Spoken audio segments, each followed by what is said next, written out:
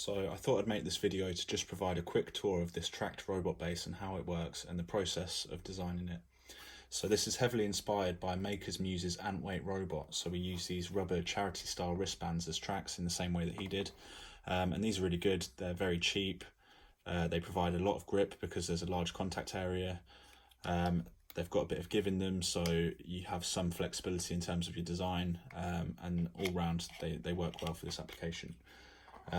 So up front we have two idler wheels, and each of these have a 3mm bearing on each side of them, so 4 total, and that means we don't get much play. And these bearings are 8mm outside diameter, 3mm inner diameter, and they're 4mm deep, so they're perfect for this size of robot.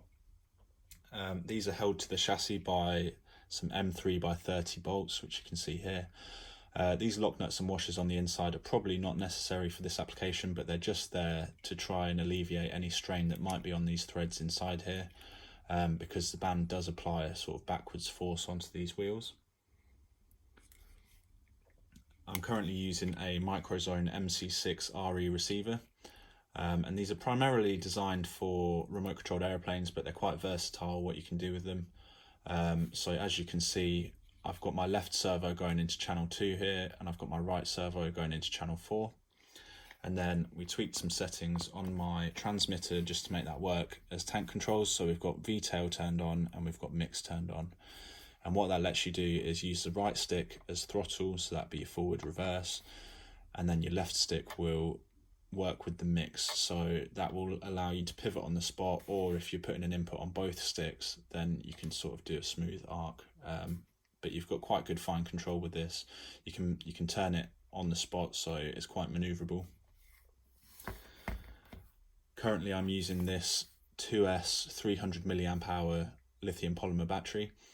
The battery life on this is quite good, which surprised me for such a small battery, but the problem I've run into, which I think is down to the voltage, is that the life of my servos is not amazing. So I think the reason for that is this is rated at 7.4 volts, but fully charged might well put out 8.4 volts.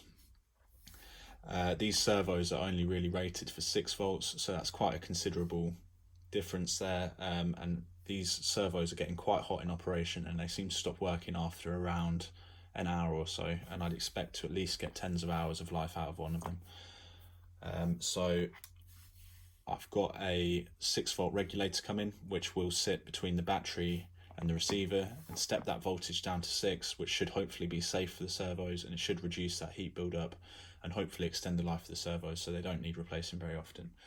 It's not a huge problem if they do need replacing semi-regularly, because these are roughly £1.50 per unit, I think I paid for them. So they're fairly cheap, but it's just a bit of an inconvenience to have to take the servo apart, modify it to rotate 360 degrees, and then wire it in, especially if shortening the cables becomes part of that process. So I'd like to avoid that and kind of extend that life as much as I can. But no, this is a surprisingly capable vehicle, so it's able to climb quite steep grades, tested up to 45 degrees, but potentially more. And just because the flat track at the bottom gives you so much traction on a smooth surface, you know, it can climb pretty crazy grades. So I'm going to add a few videos of me driving it, so you can see that. But thanks for watching.